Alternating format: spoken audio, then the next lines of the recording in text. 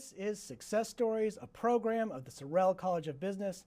I'm Alan Mendenhall, your host, Associate Dean of the Sorrell College of Business, and Executive Director of the Manuel H. Johnson Center for Political Economy. Success Stories is a program that highlights the lives and careers of people who have accomplished great things. My guest today is John Tillman. John, welcome to the show. Great to be here with you, Alan. Thank you. John, you've accomplished great things, and right now you are the CEO of the American Cultural Project. And so I just want to start by asking you about the American Cultural Project. What is it? What does it do? And what do you do? Well, it's a nonprofit organization. People have heard of like the Cato Institute, the Heritage Foundation. These are organizations that do public policy educational work. And American Culture Project does similar type of work. We focus on voter engagement. We try to help voters understand, first of all, we do research on voters, understand where they're coming down on issues, how to persuade them on issues, how to motivate them to take a ballot, do early voting, register to vote if necessary, and then go out and cast their votes. So we do a lot of work using social media tools, digital tools, data tools to make sure people vote. We also do a lot of work on teachers' unions. We think teachers' unions are one of the great barriers to economic and educational freedom in the country, and particularly harm poor children, especially minority children, Hispanic children, African-American children. So we want to educate voters on the power of the teachers' union and how they're really anti-teaching, anti-education. And then we also do a little bit of work on the broader cultural issues of the day, in that the commanding heights of our American culture is largely controlled by the political left, the progressive radical left. And what we really want to do is educate people on the great American founding principles, our free enterprise system, and that is still the most popular dominant theme among most Americans. And we try to bring that narrative forward and compete for the commanding heights. You've been in the public policy space for about 20 years, maybe a little longer than that, but you weren't always in that space. I actually consider you an entrepreneur. Even though you work in public policy, you've done it in a very entrepreneurial way. You're a businessman, and I had the benefit of hearing the story of how you got into this space earlier, and I just thought it was a great story. I'd be curious if you'd be willing to share it. Of course, sure. So I was a business guy most of my life. I started out in college as a journalism major and a political science minor until I looked at what starting reporters made and decided to switch to business. And so I had an initial life in the direct marketing space, the call center business, a very glamorous business, but I really got a lot of fulfillment from that. Got to learn about people, most people who work part-time in a call center, our team was full-time, but the employees were part-time, and they take on those jobs because they're in some sort of economic crisis. So we help them solve that crisis by taking on a part-time job and becoming good salespeople. And it taught me a lot about the human condition, the need for self-reliance, redemption, perseverance, tenacity. And then I went on to start my entrepreneurial life, had a sporting goods business, a small software company. I had a public internet access business at the very early stages. At one time I had the largest network of public internet access kiosks in North America. Wow. And then we got crushed by the dot-com boom when it busted. But I've had a great entrepreneurial run. And then when I sold my sporting goods business in 2004, I decided to get involved in public policy. But I'm not an academic, Alan. I'm a marketer and a salesman. And when I started calling all the academic public policy organizations, they didn't know what to do with me. They started trying to avoid my phone calls. But eventually I learned how the system worked. I got involved and eventually found a way to get involved, and started out on my own a few years later, building the various assets and capacities I've built since then. And there's very much a lesson in tenacity there. You co-founded and served as chairman of the Liberty Justice Center, based out of Illinois, which spearheaded the litigation for what came to be the landmark U.S. Supreme Court decision in the Janus case. I want to hear about that experience from your perspective. You were there when the opinion was actually read from the bench. What was that like? Yeah, I was there when the opinion came down from the bench, and the genesis story of it is also amazing. It was a long journey to get to the court. When a court case is heard at the U.S. Supreme Court, it is years of work that went into it, and one of the most important parts of that is finding the plaintiff. And these cases become known by the plaintiff's name, in this case a gentleman named Mark Janus, who was literally a Boy Scout, and then eventually as an adult became a Scout Master, and he's every bit that, a great plaintiff, committed to the cause that he and his fellow government workers should not be forced to pay agency fees to unions to do political work he disagreed with. And that's what the essence of the Janus case was. So there's a whole bunch of things that went on, but eventually in February 27th of 2018, the case was heard in the Supreme Court. I was actually on that day outside in front of the Supreme Court leading a protest with hundreds of other people, and next to us was the government unions doing their protests side by side. And one of the funny stories of that day was two women that came over to try to infiltrate our protest. And eventually I convinced them they should actually be protesting with us.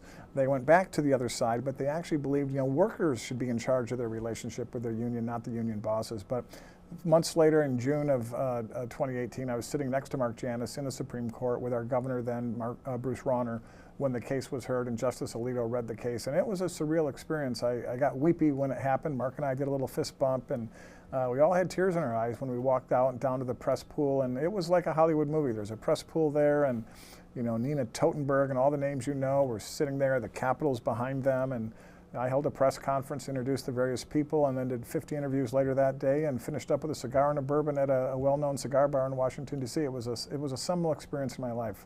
But the important part of that lesson, Alan, I will say for your viewers, is anybody can do these things if you're willing to go for it. When I got started, I didn't know a soul. I didn't know a politician. I didn't know a donor that finances political or policy campaigns or nonprofit organizations. I just decided I wanted to do it, and I overcame my fear and went ahead anyway. And my lesson or my message to anybody watching would be, if you have a dream, overcome your fears. Don't let your fear get in the way of pursuing that dream. What shapes your political views, John? Was it a particular thinker? Was it a particular book? Was it an organization? Was it a mix of all of the above? There were several things that happened. My mom was a paranoid schizophrenic when I was a child growing up. And it's a long story, but the short version of it is my parents got divorced when I was very young, 8 or 9 years old. So from that point on, my brothers and I had to deal with my mom's being institutionalized with some regularity throughout the rest of her life and our lives. My brothers eventually left, and I lived alone with my mom and had to go to court and lie in court to get her institutionalized and get her treatment, because you couldn't force treatment after some Supreme Court cases, and so somebody had to be a threat to themselves or others. So sometimes she was, but other times we would lie about it. That whole experience taught me that the government has the best intentions, but the experts don't always know what's best for you and your family. And the more individuals have control over their own life, the better off we are. And I came to understand what the government's job is to protect our ability to have agency over our lives and make decisions. So that was a seminal moment, although it took me a while to develop that more fully. And then later in life, when I became an entrepreneur, I was always fascinated by businesses. And I really started to think about a business versus my experience with government. In government, meaning the mental health system of the state of Michigan, where I grew up, there was no accountability, there was no responsiveness. It was very hard to get answers. It was very frustrating. But in business, there was immediate accountability. You got immediate feedback. I'm being served well by this business. My food tastes good. The service is great. The product I bought off the shelf, my washer, my dryer, my television, it's working beautifully. And if it doesn't, I have a chance to go back and give immediate feedback. And what I came to realize is the free enterprise system is the greatest force for good ever created in the human sphere within the framework of our founding principles. It's the best way to help poor people rise. It's the best way to close the income gap between the poor and affluent, not by crushing the affluent, but helping the poor rise faster. And it gives people agency over their lives. It gives people their chance to have artistry. Artistry is not just painting a painting or making a sculpture. Artistry is starting the shoe store down the street that you always dreamed of, a specialty boutique shoe store or sporting goods business in my case, or whatever the dream might be. And so the government should be there to create a level playing field where all people have a chance to pursue their dreams. And so I wanted to get into pursuing that and educating people on that. And so you grew up in Michigan. When did you end up in Illinois? Because I associate you with Illinois based on your experience with the Illinois Policy Institute, which I'll ask you about in a minute. But when did you end up in Illinois? How did that come about? So I started out in Michigan, ended up working in that call center business, got my first branch assignment in Washington, D.C., was there for a couple of years and asked to come back to the Midwest, and they were kind enough to move me to Chicago to take over the second biggest office in the company. That was in 1985. So I've been there almost, oh my God, 40 years. It's crazy. And so Illinois is my home, and I love Chicago, despite all the challenges. Okay, so now to the Illinois Policy Institute, which you built, and you served as CEO for roughly 15 years. I might be off slightly on my math, but you were there for around that amount of time as CEO. How did that come about? I think that was your first foray into the sort of the public work, correct? Yeah, it was actually my second foray. I spent in 2004 when I was trying to when I sold my sporting goods business and I wanted to get involved in this arena, which I just knew a little bit about. I called every nonprofit, public policy, think tank, political organization I could identify in D.C. and around the country, and I had a great pitch, Alan. You know, I've sold my business. Here I am in my mid-40s, and I'd like to get involved in, you know, the cause of freedom. And nobody knew what to do with that. I had no particular qualifications. I was not an academic. I had no policy expertise. I was just a mad salesman. But eventually I met some people, and I got involved for 3 years with some very sophisticated people, and I worked with them.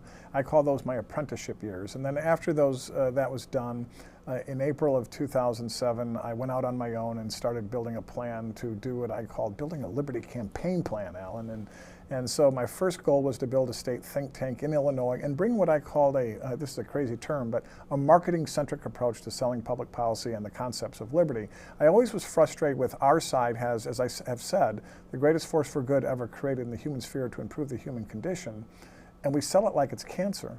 And the other side is selling dependency and grievance and unhappiness, but the government's here to help you and will put its foot on the scale to make things better for you. And that's cancer. It destroys people's sense of agency. It destroys their sense of hope and aspiration. And I want to compete with that. I want to take a more moral, not in a Bible-toting sense, though that's fine, but I want to make moral arguments about the righteousness of our ideas as better for the human condition. And that's what we've been doing. So you promote the idea that markets facilitate human agency, self-empowerment, all these things, the sort of the Frederick Douglass ethic, right, of people pulling themselves up from the bootstraps, making a name for themselves, accomplishing the American dream. This is all part of the market-based system, which America enjoyed for a long time. Are you afraid that we are losing that system, that free market system? Are we moving away from that? I'm terrified of it because younger people in particular seem to think, though they live in a world with an iPhone that has more power than any computer we could have imagined 50 years ago, and live in the most prosperous, comfortable, opportune time in the history of the world, they think socialism on average is better than capitalism. And it shows what a terrible job those of us who believe in capitalism and free enterprise have done in defending it and promoting it. The other side is attacking it because the other side wants to aggregate power to the central authority of government. They believe in collective action. They believe, the managerial elites believe they know how we all should live our lives better. They do not like devolved power to the people, we the people. And you know, the pandemic, I think, is just the best recent example of the experts are often wrong. Sometimes they're right, but the people should decide and listen to a variety of experts and sort out which experts they're going to give credibility to and who they're going to listen to. So I'm very worried about the arc on the one hand, but I'm very encouraged by a countervailing nature. So the elite 1%, Scott Rasmussen was a good friend, a great pollster, has just come out with a report on the elite 1%. What's happened over the last 40 years is the elite 1% in the country have very divergent views about the country, about its founding, about the principles of the Constitution, and they largely reject it. They are disdainful about average working class and middle class people. They think they're too dumb to make their own decisions, and the managerial elite should be making those decisions. As a Harvard person once said at an event Scott was at, "We're from Harvard. Why won't people let us just decide?" Well, because you've been making mistakes for 50 years. The current problems we face are because of you and your peers. So the way I like to put it is we have to choose different elites. I was telling the Supreme Court Justice earlier today here in Alabama that what we need to do is choose different elites who believe in the Constitution and its virtue and believe in free enterprise, and we need to reject it. The people still believe in everything we're talking about. Both Democrats and Republicans, rank and file people, they believe in everything we are talking about and that we believe is virtuous. It's the elite 1%, and particularly those in media and the elite institutions and then the Democrat political class, to be blunt about it, and I'm sorry to make it partisan, but it is the way it is, they really believe that the government should be in charge and the people should not. I still believe in the faith and have faith in the wisdom of people making decisions for what's best for them. I'll summarize it by saying this in terms of like how I decide what I believe in terms of a policy. If it empowers people to make decisions about their lives, I'm for that policy. If it empowers government to make more decisions about people's lives, I'm against that policy. See, I'm around young people all the time, and a question that I struggle with and cannot figure out the answer to is the one I'm going to pose to you, which is why why are young people drawn to ideas that are, if not socialist, some type of variant of socialism, government programming, central planning? Why are these ideas compelling and attractive to young people? Because to me, I don't see it. I can't imagine why these things would be something I would gravitate to. They don't seem attractive. They don't seem optimistic. They seem to be, as you say, grievance-based. They seem to breed resentment, anger, discontent. There's never any satisfaction. There's never any joy involved in these sorts of ideologies, and I don't mind calling them ideologies, strictly speaking. And I have never been able to figure out what young people find attractive about them. Is it related to sense of shame or guilt? Is there some sort of emotion that is driving it that is not that is not so optimistic, that is not so positive? There's several factors. I've actually thought a lot about this, and we've done some research on this exact subject as to why people come to their beliefs. In social science, there is a acronym called SCARF, and this has to do with how people come to believe what they believe on value propositions. And SCARF stands for status, certainty, autonomy, relatedness, and fairness. And fairness is the one that is relevant here. All those are relevant in some fashion, but fairness is the one that's relevant here. Younger people have been inculcated from the time they've been going to grade school by the educational establishment that wants to aggregate more power to the state and wants to have more control over your child and how they come out of that educational process. Fairness is an absolute imperative. Younger people want people to be treated fairly. So when they see someone that having a calamity in their life, something has gone amiss. You didn't get into the school that you wanted. The girlfriend that you wanted to take to the prom didn't come to you. Your father lost his job. Your mother lost her job. Whatever the calamity might be, they are taught that that's unfair. And they're taught that from a very early age. And so when they see terrible things happen in the world, because terrible things happen in the world, what they have been taught is it's because the system is rapacious. Capitalism is rapacious. Capitalism exploits people and takes advantage of people and their weaknesses, and the only reason people are suffering the way they are is because of rapacious capitalism and because of white supremacy and hate. And so the only way to fix those things is for the government to come in and put its foot on the scale and create equity, and therefore reallocate opportunity and resources and punish those who have been bad. When you're a 12-year-old, a 13-year-old, and up through college, and you're being taught this, it's very easy to buy into this. In the very same sense, if you and I were in charge of the educational system, Alan, and we got to have dictatorial control over the content of that educational system, I assure you that in 20 years, everybody coming out of that pipeline of being educated would have a very different view than what's happening today. So they've been taught that fairness is more important than equality, that fairness is the moral righteousness rather than what we want is a flat level playing field. We want equal opportunity. We want to make sure people who are disadvantaged have equal opportunity. And where appropriate and fine, let's give them an advantage, but let's not discriminate against others or punish others to create opportunity for those who've had a bad hand. I had a modestly bad hand. It's a whole long story, as I alluded to earlier. Others have had much worse hands. But there's always divergence in the hands. Some people are tall, some people are short, some people are better looking, some people are less good looking.